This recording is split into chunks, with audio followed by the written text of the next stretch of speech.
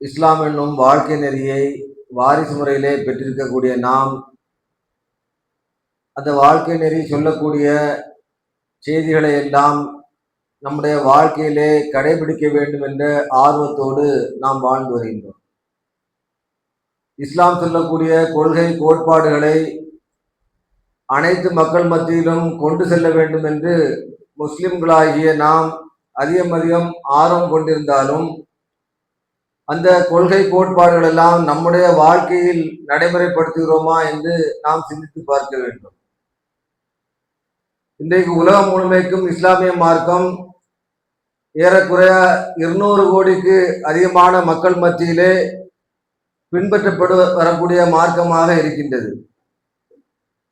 மேலை நாடுகளிலெல்லாம் இந்த மார்க்கத்தினுடைய கொள்கைகளை கோட்பாடுகளை எல்லாம் ஆய்வு செய்து அதில் சொல்லப்பட்ட செய்திகள் மற்ற மார்க்கங்களை விட மற்ற கொள்கைகளை விட சிறந்ததாக இருக்கின்றது என்று விரும்பி சாரையாக இந்த மார்க்கத்தை பக்கம் வந்து கொண்டிருக்கின்றார்கள்.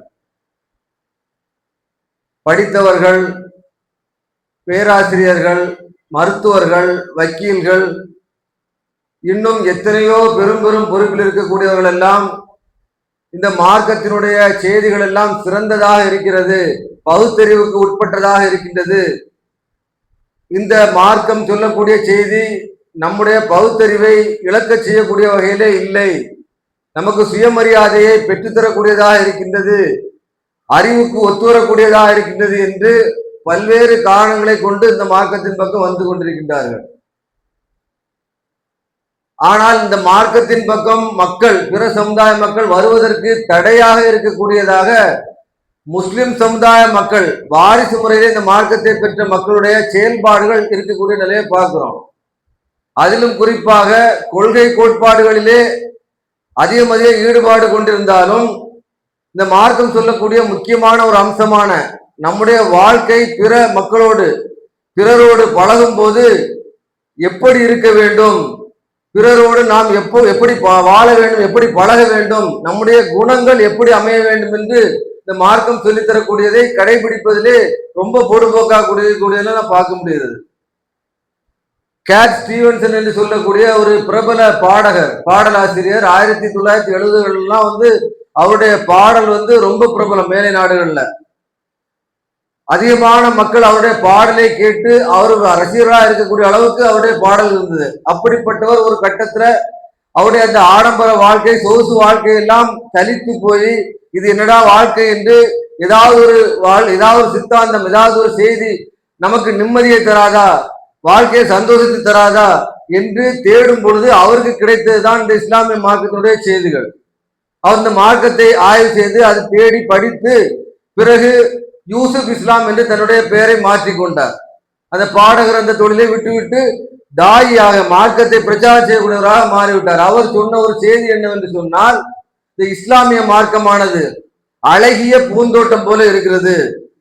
யூசுப் இஸ்லாம் என்று பிற்காலத்திலே மாறிய கேட் ஸ்டீவன்சன் என்று சொல்லக்கூடிய அந்த பாடகர் குறிப்பிட்ட செய்தி என்னவென்று சொன்னால், இஸ்லாமிய மார்க்கம் ஒரு அழகிய பூந்தோட்டம் போல இருக்கிறது, ஆனால் அந்த பூந்தோட்டத்திற்குள் நுழைவதற்கு தடையாக இருப்பது யார் என்று சொன்னால், முள்வேலி போல இருக்கக்கூடியது யார் என்று சொன்னால் முஸ்லிம்கள் தான், பரம்பரை முஸ்லிம்கள் தான் என்று அவர் ஒரு குற்றச்சாட்டை வச்சார். அப்படின்னு சொன்னா என்ன அர்த்தம்? முஸ்லிம்களுடைய நடைமுறை வாழ்க்கை சரி கிடையாது, ஆனா இஸ்லாம் நல்லா இருக்குது. ஒரு கடை இருக்கிறது, அந்த கடையில் உள்ள பொருட்கள்லாம் தரமானதா இருக்கிறது, வாங்கினால் அதை பயன்படுத்துவது சிறந்த வகையில பொருட்களை வச்சிருக்கிறாரு. அப்படிப்பட்ட கடைக்கு முன்னாடி ஒரு 2 பேர் குடிச்சிட்டு கலாட்டா பண்ணிட்டு இருந்தாங்க, சேட்டை பண்ணிட்டு இருந்தா அந்த கடையில உள்ள பொருட்களை வாங்குறது யாரா வருவாங்களா? உள்ள நுழைய முடியாது. அப்படி உள்ள நுழைய முடியாமல் தடுக்கக்கூடிய வேலியா இருக்கக்கூடியது முஸ்லிம்களுடைய செயல்பாடுகள் அப்படின்னு சொல்லி கேட் ஸ்டீவன்சன் சொல்லக்கூடிய அந்த பாடகர் குறிப்பிடுகிறார். அப்ப முஸ்லிம் சமுதாயத்தினுடைய செயல்பாடு அப்படி இருக்குது. அவருடைய அந்த முஸ்லிம் சமுதாய இந்த மார்க்கத்தை பின்பற்றக்கூடிய முஸ்லிம்களுடைய குணாதிசயங்கள் அப்படி இருக்கிறது. நபி ஸல்லல்லாஹு அலைஹி வஸல்லம் அவர்கள் குறிப்பிட்டார்கள், அவருடைய ஈமான் எப்பொழுது முழுமையாகும் என்று சொன்னால் அவருடைய குணம் முழுமையடையணும், நற்குணத்தில் சிறந்தவராக இருக்கணும் என்று ரசூலுல்லா சொன்னாங்க. இன்னும் சொல்ல போனால் ரசூலுல்லா சொன்னார்கள், ஒருவரது இன்னமின் ஹைரிக்கும் அஹ்சனுக்கும் அஹ்லாக், யார் ஒருவர் நற்குணத்திலே சிறந்தவரா இருக்கிறாரோ அவர்தான் உண்மையிலே சிறந்தவர் ரசூலுல்லாஹ் சொல்றாங்க. அப்போ ஒருத்தருடைய குணம் சிறப்பானதா இருக்கணும். அந்த குணம் சிறப்பானதா இருந்தாதான் அவர் உண்மையிலே சிறந்தவர். வேற தொழுதாலும் நோன்பு வச்சாலும் மார்க்க கடமைகளை செஞ்சாலும் அவருடைய குணம் சரியில்லாம இருந்ததுன்னா அவரு சிறந்தவர் ஆக முடியாது. நல்ல தொழுவாங்க, நோன்பு வைப்பாங்க, மார்க்க கடமைகளை செய்வாங்க, ஆனா குணத்தை பார்த்தோம்னா மோசமான குணங்களா இருக்கும். அப்படிப்பட்ட குணம் உள்ளவர்களுக்கு சிறந்தவரா இல்லைங்கிற மாதிரி ரசூலுல்லாஹ்வுடைய கருத்து அமைகிறது. அப்ப நற்குணத்தில் யார் சிறந்தவரா இருக்கிறாரோ அவர்தான் சிறந்தவர் என்று ரசூலுல்லாஹ் சொல்றாங்க. அக்மலுல் மூமினீன ஈமானன் அஹ்ஸனுஹும் குலுகா. ஈமான் பூர்த்தியாகாத வரைக்கும் ஈமான் பூர்த்தியாக வேண்டும் என்று சொன்னால் அவருடைய நற்குணம் பூர்த்தியாக வேண்டும் என்று ரசூலுல்லாஹ் சொல்றாங்க. இது புகாரில பதிவு செய்யப்பட்ட, திருமிதில பதிவு செய்யப்பட்ட ஹதீஸா இருக்கிறது. அதுக்கு முன்ன ஹதீஸ் புகாரில பதிவு செய்யப்பட்ட ஹதீஸா இருக்கிறது. அப்ப சஹீஹான ஹதீஸ்களில் நபி ஸல்லல்லாஹு அலைஹி வஸல்லம் சொன்ன செய்தி என்னவென்று சொன்னால், ஒரு மனிதன் இருக்க வேண்டிய இது என்னன்னு சொன்னால், அம்சம் என்னவென்று சொன்னால் அது நற்குணம். அவன் மார்க்க கடமைகள் சிறந்தவனா இருந்தாலும் அவனுடைய குணம் சிறப்பா இல்லை என்று சொன்னால் அது வேஸ்ட். அது குணம் சிறப்பா இல்லைன்னா இறை நம்பிக்கையே முழுமை அடையலை என்று நம்ம விளங்கிக் கொள்ளலாம். ரசூல் ஸல்லல்லாஹு இன்னும் சொல்ல போனால், இன்னமா புயூத்தி லி உதம்மிம மகாரிமல் அஹ்லாக், நற்குணத்தை முழுமைப்படுத்தவே நான் அனுப்பப்பட்டுள்ளேன் என்று ரசூல் அஹ்மதுல பதிவு செய்யப்பட்ட ஹதீஸ். ரசூல் ஸல்லல்லாஹு அலைஹி வஸல்லம் அவர்கள் மார்க்கத்தை சொல்ல வந்தாலும் அதோடு சேர்த்து மனிதர்களுடைய அந்த குணத்தை சரிப்படுத்த வந்திருக்காங்க. நீங்கள் நற்குணசாரிகளா இருக்கணும். மனிதர்கள் ஒவ்வொரு காலகட்டத்தில் ஒவ்வொரு வகையான மனிதர்களை சந்திப்பாங்க. நாம ஒரே மாதிரியான மக்களை சந்திக்க முடியாது.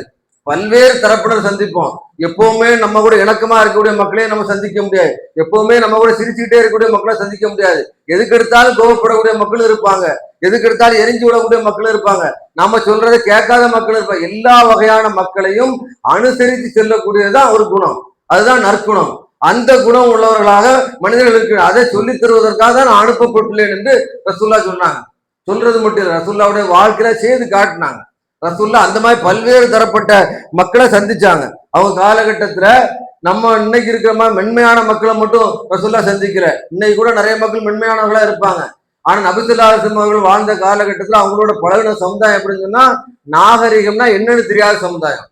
நாகரிகமா பேசுறதுக்கு தெரியாது, நாகரிகமா நடக்கிறதுக்கு தெரியாது, எப்படி ஒரு விஷயத்தை எத்தி வைக்கிறது தெரியாது. அப்படிப்பட்ட சமுதாயத்துல ரசூலுல்லாஹ் இருந்தாங்க. அந்த மக்கள் மத்தியில ரசூல் ஸல்லல்லாஹு அலைஹி வஸல்லம் அவர்கள் நற்குணத்தை பேணினாங்க. அதுதான் ஒரு சிரமமான விஷயம். எல்லாம சாதாரண மக்கள்கிட்ட பேண்டது சிரமம் கிடையாது, அது பெரிய விஷயம் கிடையாது. யார் யாரெல்லாம் மோசமான மக்களா இருக்கிறாங்களோ, நாகரிகம் தெரியாத மக்களா இருக்கிறோம், அவங்க கிட்ட நற்குணத்தை பேணுறதுதான் பெரிய விஷயம். ரசூலுல்லாஹ் அந்த மக்கள்கிட்ட பேணினாங்க. ரசூலுல்லாஹ்ட்ட ஒரு விஷயத்தை எப்படி கேட்கணும்னு கூட தெரியாத மக்களா இருந்தாங்க.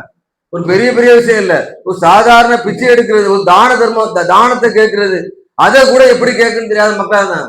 நம்ம வீடுகள்ல நம்ம என்ன நினைப்போம், ஒரு பிச்சை எடுக்கிற வராரு, தர்மம் கேட்டு வராருன்னா அவர் இப்படிதான் கேட்கணும்னு நம்ம வச்சிருப்போம். வந்தா கை கட்டி நிக்கணும், குனிஞ்சு நிக்கணும், அம்மானு கூப்பிடணும், ஐயானு கூப்பிடணும், இப்படிலாம் கூப்பிட்டு அவரை தாழ்த்தி கொண்டு நம்மகிட்ட தர்மம் கேட்டாதான் நம்ம தர்மம் கொடுப்போம். இல்லாம கொஞ்சம் ஒரு குரலை உயர்த்தி கேட்டாருன்னா எடுக்கிறதே பிச்சை, இதுல குரலை வேற உயர்த்தியான்னு நம்ம சத்தம் போடுவோம். அந்த மாதிரி நமக்கு ஏன் அவனுடைய தரத்துக்கு அப்படிதான் இருக்குன்னு நம்ம நினைக்கிறோம். ஆனா நபி ஸல்லல்லாஹு அலைஹி வஸல்லம் என்ன மாதிரியான மக்களை சந்திச்சாருன்னா, அவங்க கிட்ட தர்மம் கேட்க வர்றாங்க. அந்த மக்கள் ரசூலுல்லாஹ்வுக்கு ஓனர் மாதிரி பேசுவாங்க, ரசூலுல்லாஹ்வுக்கு எஜமான் மாதிரி, ரசூலுல்லாஹ் அடிமை. அவங்க ரசூலுல்லாஹ் சட்டையை பிடிச்சி கேட்டிருக்கிறாங்க. ஒரு கிராமவாசி ரசூல் ஸல்லல்லாஹு அலைஹி வஸல்லம் அவர்கள் அனஸ் ரலியல்லாஹு கூட போறாங்க, நடந்து போறாங்க. ஒரு கிராமவாசி அவர் ரசூலுல்லாஹ்வுடைய சட்டையை பிடிச்சி இழுக்கிறாங்க, தோல்ல கிடக்கு துண்டை பிடிச்சி இழுக்கிறாங்க, மேலாடையை பிடிச்சி இழுக்கிறாங்க. இழுத்து எதுக்கு இழுக்கிறாங்க? கொடுத்த கடனை தான்னு கேட்கல, தர்மம் தாங்கன்னு கேட்கிறாங்க. உங்களுக்கு அல்லாஹ் வழங்கி இருக்கக்கூடிய அந்த பொருட்கள்ல இருந்து, செல்வத்துல இருந்து எனக்கு ஏதாவது தா அப்படின்னு கேட்கிறாங்க. எப்படி கேட்கிறாங்க? கேட்கறது தர்மம், கேட்கறது நம்ம பாசி சொன்ன போனா பிச்சை. அதை கூட எப்படி கேட்கிறாங்க? யார்கிட்ட கேட்க போறாங்களோ அந்த ஆளுடைய மேலாடைய பிடிச்சி இழுத்து அல்லாஹ் வழங்கின செல்வத்துல பொருளாதாரத்துல இருந்து எனக்கு ஏதாவது தா என்று ஆணவத்தோடு கேட்கக்கூடிய அளவுக்கு அந்த காட்டு அரபிகளுடைய அந்த பழக்கம் இருந்தது. ரசூல் ஸல்லல்லாஹு அலைஹி வஸல்லம் கோவப்படல, சிரிச்சுக்கிறாங்க, புன்முறுவல் போகிறாங்க. ஏன்னா ரசூலுல்லாஹ்வுக்கு தெரியும் இந்த மக்களுடைய பண்பாடு இப்படிதான், இவங்க இப்படிதான் பழக்கம், இவங்களுடைய கேரக்டரே இப்படிதான், அவங்க தெரியாம பேசுறாங்க, தெரியாம கேட்கறாங்க அப்படின்னு ரசூலுல்லாஹ் சிரிச்சு கொண்டு அவங்க என்ன தேவையோ அதை கொடுத்து அனுப்புங்கள்னு சொல்லி ரசூல் ஸல்லல்லாஹு அலைஹி வஸல்லம் அவர்கள் அந்த மனிதருக்கு தேவையான தர்மத்தை கொடுத்து அனுப்புறாங்க. அப்ப எப்படிப்பட்ட சூழ்நிலை, எப்படிப்பட்ட குணத்தை ரசூல்லா வெளிப்படுத்துறாங்க பாருங்க. இந்த நேரத்தை வெளிப்படுத்துதான் நற்குணம். நற்குணங்கிறது சாதாரண நேரங்கள்ல வெளிப்படுத்துற நற்குணம் இல்ல. ஒருத்தர் பண்பாடு தெரியாம, நாகரிகம் தெரியாம, ஒரு விதமான அவருடைய செயல்பாடுகள் அமைச்சாருன்னு சொன்னா அந்த நேரத்தை இவர் இப்படிதான் இவருடைய நிலைமை. நம்ம கிட்ட ஒரு பைத்தியக்காரன் சேட்டை பண்ணாலே நமக்கு கோவம் வந்துடும். பைத்தியக்காரன் இப்படி பேசிட்டானே அப்படின்னு சொல்லி நம்ம கோவப்படுவோம். ஆனா அவனுடைய நிலை என்ன? அவன் இப்படிதான் பேசுவான். ஒரு சின்ன பையன் ஏதாவது பண்ணிட்டானா, சேட்டை பண்ணிட்டான்னா அவன் சிறு வயது, அவனுடைய வயசுக்கு தகுந்த இப்படிதான் அப்படி நம்ம நினைக்க மாட்டோம். அப்போ கூட நமக்கு கோவம் வரும். சின்ன பையன்னு பார்க்காம தலையில தட்டுவோம். ஏன் அவனுடைய வயசுக்கு இப்படிதான் இருக்கு, ஏன் இப்படி பண்றேன்னு சொல்லி தலையில தட்டுவோம். ஆனா அந்த நேரத்துல கூட நம்ம நற்குணத்தை காட்டும். ரசூல் ஸல்லல்லாஹு அலைஹி வஸல்லம் அவர்கள் சிறுவர்கள் கூட அப்படி நடந்துக்கிட்டாங்க. சிறுவர்கள் கூட அவங்க அனஸ் ரலியல்லாஹு அவர்களை ஒவ்வொரு சிறுவர் சின்ன 10 வயசு பையன் தான், அவங்க கிட்ட ஒவ்வொரு தடவையும் ரசூல்லா சலாம் சொல்வதற்கு போட்டி போடுவாங்க. அதுக்கு முன்னாடி அவர் சலாம் சொல்லுவார். ரசூல்லா அந்த அளவுக்கு போட்டி போட்டிருக்காங்க. ரசூல் ஸல்லல்லாஹு அலைஹி வஸல்லம் சிறுவர்னு கூட பார்க்க மாட்டாங்க. அங்க நடந்து போற வழியில யாகுலாம் அஸ்ஸலாமு அலைக்கும் சொல்லுவாங்க. சிறுவர்களை பார்த்தா கூட அவங்க சிறுவரை அஸ்ஸலாமு அலைக்கும் சொல்லக்கூடியவங்களா ரசூல்லா இருந்துறாங்க. அவங்க அந்த வயசு வித்தியாசம் பார்க்கல, அவங்க தராதரத்தை பார்க்கல.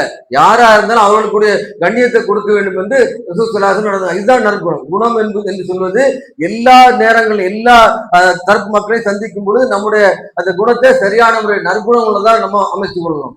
அதே மாதிரி ரசூல் ஸல்லல்லாஹு அலைஹி வஸல்லம் அவர்கள் ஒரு தடவை ஹுனைன் போர்க்களத்துல அந்த பெறப்பட்ட கனிமத் பொருட்கள், போர்க்களத்துல விட்டுட்டு போன பொருட்களை எல்லாம் எடுத்துட்டு வந்துடும். அந்த காலத்துல அப்படிப்பட்ட ஒரு பழக்கம் இருக்குது. அதை எடுத்துட்டு அந்த மக்களுக்கு பங்கிட்டு கொடுப்பாங்க. அப்படி கனிமத் பொருட்களை ஹுனைன் போர்க்களத்துல கிடைச்ச பொருட்களை பங்கு வச்சு கொடுக்கறதுக்கு மக்கள் அழைச்சிருக்கிறாங்க. மக்கள்லாம் நிக்கிறாங்க. வந்த மக்கள் அந்த செல்வத்தை, அந்த பொருட்களை வாங்குறதுக்கு வேண்டி ஒருத்தருக்கு ஒருத்தர் போட்டி போட்டு ரசூலுல்லாஹ் இப்படி தள்ளி விட்டுறாங்க. ரசூல்லா மேல உளுந்து ரசூல்லாவே தள்ளி விடுறாங்க. ரசூல்லா சரிஞ்சு அவங்களுடைய போர்வை ஒரு முள்வேலியில செடியில மாட்டிருது. அப்ப ரசூல்லா அந்த முள் செடியில மாட்டின அந்த போர்வை எடுத்துக்கொண்டு அந்த நேரத்துல கூட கோவப்படலை. நம்ம ஒரு பொருளை விநியோகம் பண்றோம்னா நமக்கு எவ்வளவு, யாரை வாங்க வரக்கூடிய ஆட்கள் கொஞ்சம் அவசரப்பட்டாங்க, முந்தி அடிச்சுட்டாங்கன்னா நமக்கு அவ்வளவு கோவம் வந்துடும். இத்தனைக்கும் நம்ம பொருளா இல்லாம இருந்தா கூட நம்ம என்ன பண்ணுவோம், கோவப்படும். கொஞ்சம் வரிசையில வாங்க, கொஞ்சம் பொறுமையான இருங்க, சத்தம் போடாதீங்கன்னு நம்ம ஏதாவது சொல்லுவோம். ஆனா ரசூல் ஸல்லல்லாஹு அலைஹி வஸல்லம் அவர்கள் தன்னை தள்ளி விட்ட பிறகு கூட ரசூல்லா என்ன பண்றாங்க, அந்த இடத்துல அந்த மக்களுக்கு அறிவுரை கூட சொல்லாம, கோவம் கூடப்படாம, கடிந்து கொள்ளாமல் அந்த மக்களை பார்த்து சொல்கிறார்கள், இந்த உஹது மலை அளவுக்கு செல்வம் இருந்தாலும் அதை அனைத்தையும் நான் உங்களுக்கு தந்துட்டு தான் போவேன், நான் கொண்டு போக போறது இல்ல, கொஞ்சம் பொறுமையா வாங்க என்று ரசூலுல்லாஹ் சொல்றாங்க. எவ்வளவு செல்வம் என்னிடம் இருந்தா அதுக்கு அர்த்தம் என்ன? ஓதுமலை அளவுக்கு செல்வம் இருந்தாலும் உங்களுக்கு தருவனா அர்த்தம் என்ன? எவ்வளவு இருக்கிறதோ அனைத்தையும் உங்களுக்கு தான், அதை நான் கொண்டு போக போறதில்லை என்று சொல்லி அந்த நேரத்திலும் அந்த மக்களுக்கு மென்மையான முறையில ரசூலுல்லாஹ் அறிவுரை சொல்றாங்க. கடிந்து கொள்ளல, கோவப்படல. ஏன்னா அந்த மக்களுடைய அந்த பண்பு அப்படிதான் இருக்கு. ரசூலுல்லாஹ் விளங்கி இருந்தாங்க. ஒரு தலைவரா இருக்கக்கூடியவருடைய பண்பு அப்படிதான் இருக்கணும். இன்னைக்கு ஒரு கட்சி விட்டு இன்னொரு கட்சிக்கு போயிட்டாலே அந்த கட்சியோட தலைவர் கோவப்பட வேண்டிய பார்க்க முடியுது.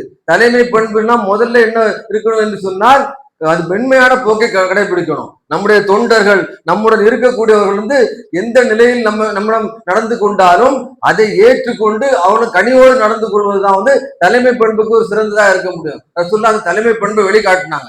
எந்த ஒரு சூழ்நிலையா இருந்தாலும் ரசூல்லாவுடைய செயல்பாடு நற்குணம் முக்கியதாக இருந்தது. ரசூல்லாவுடைய மனைவி அதான் சொன்னாங்க, ரசூல்லா பத்தி கேட்கும் பொழுது அவங்க குரானாகவே இருந்தாங்க, குரான் என்ன சொல்லுதோ அப்படிதான் அவருடைய வாழ்க்கை இருந்ததுன்னு சொல்லி ஆயிஷா ரலியல்லாஹு அன்ஹா அவர்கள் சொல்றாங்க. அப்படியே குரான் என்ன போதிக்குது, நற்குணத்தை போதிக்குது. அப்படி நற்குணத்தை போதிக்கக்கூடிய அந்த குரானுடைய அந்த செயல்பாடுகளை எல்லாம் தங்களுடைய வாழ்க்கையில அப்படியே கடைபிடிக்கக்கூடியவர்களாக நபி ஸல்லல்லாஹு அலைஹி வஸல்லம் இருந்திருக்கிறார்கள். அதனால்தான் அவங்க எந்த சூழ்நிலையிலும் கோவப்பட, கடிந்து கொள்ள, தன்னை கோவப்படுத்தக்கூடிய செயல்பாடுகளை தன்னோட இருந்தவர் செய்தால் கூட அங்கே அவங்க மென்மையான அந்த குணத்தை தான் வெளிப்படுத்தாங்க. அதனால்தான் அல்லாஹ் அவங்க பாராட்டுறான்.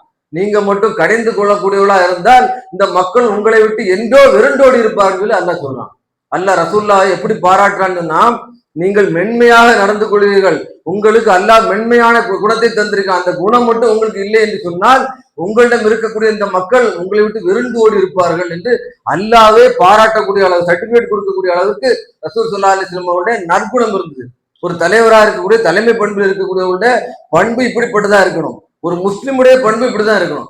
அதனால்தான் ரசூலுல்லாஹ் சொல்லியிருக்கிறாங்க, ஈமான் முழுமையாகணும்னு சொன்னா நீங்க நற்குணம் பூர்த்தியானவரா இருக்கணும் என்று சொல்றாங்க. அப்ப இந்த நற்குணம் ஒவ்வொரு முஸ்லிம்கிட்ட இருக்கணும். நற்குணம் பூர்த்தியாகாத வரைக்கும் நாம ஈமான் முழுமையடைந்தா ஆக முடியாது. ரசூல் ஸல்லல்லாஹு அலைஹி வஸல்லம் அவர்கள் அதனால தொழுகிறது பிரார்த்தனை நமக்கு கற்று தருகிறாங்க. என்ன ரட்சகனே, என்னை அழகாக படைத்தது போன்று என்னுடைய ஒழுக்கத்தையும் அழகுபடுத்துவாயாக என்று ரசூலுல்லாஹ் பிரார்த்தித்தாக செய்தியை பார்க்க முடியுது.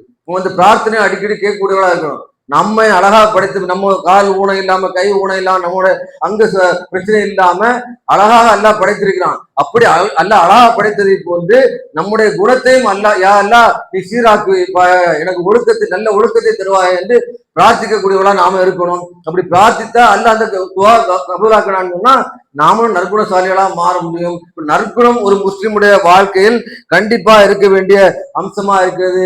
நம்முடைய வாழ்க்கை, நம்ம என்னதான் கொள்கையில உறுதியா இருந்தாலும், மார்க்க கடமைகளை செய்யக்கூடியவளா இருந்தாலும், இதையெல்லாம் அடிச்சுட்டு போகக்கூடியதா எது இருக்குன்னு சொன்னா இந்த நற்குணம் இல்லாம இருக்கு. குணம் சரியா இல்லைன்னு சொன்னா நாளை மறுமையில நம்முடைய வாழ்க்கை பாதிப்புக்குள்ளாகக்கூடிய நிலைமைக்கு கொண்டு போயிடும். எனவே நம்முடைய வாழ்க்கையில் நற்குணத்தை பேணக்கூடிய மக்களாக நாம் வாழ வேண்டும். அல்லாஹ் அதற்கு அருள் புரிவான் என்று கூறி இந்த உரையை நிறைவு செய்கிறேன்.